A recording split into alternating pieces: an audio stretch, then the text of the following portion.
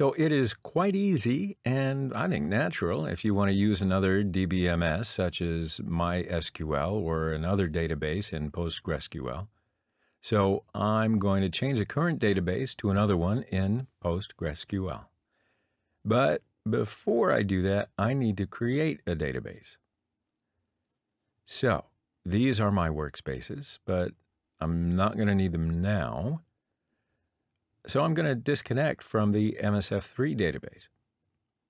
Then exit from Metasploit.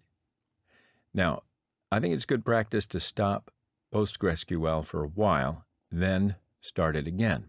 But this is just one of my old habits that I pass on to you.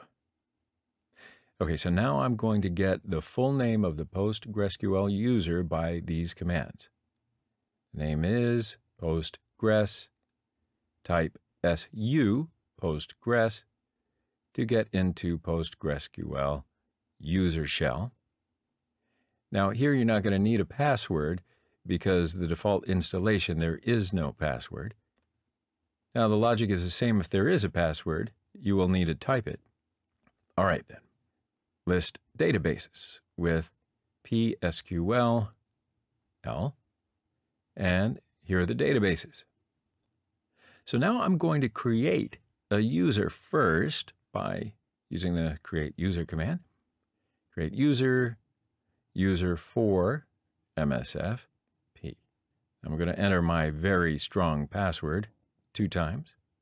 And now let's create a database by create DB. That's the command that is owned by the user for MSF that we just created. So create DB, DB for MSF, owner equals user for MSF. All right, so let's list the databases. And sure enough, here I have the database. So I am now finished with Postgres shell and I'm going to exit. And I'll open MSF console in quiet mode again. It's finally open. And let's just quickly check the DB status. So as you can see here, it connects to the default database. So now I'm going to disconnect from that database, and that's successful. Now I'm going to connect to my new database, DB for MSF. DB connect user for MSF. 1234 at localhost :5432 /db4msf. 1234 is my strong password, as you can see. All right, so now let's check the status of the database. Okay, good.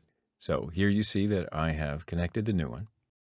And you can now work within the workspaces. Add, delete, choose. It's all on you now.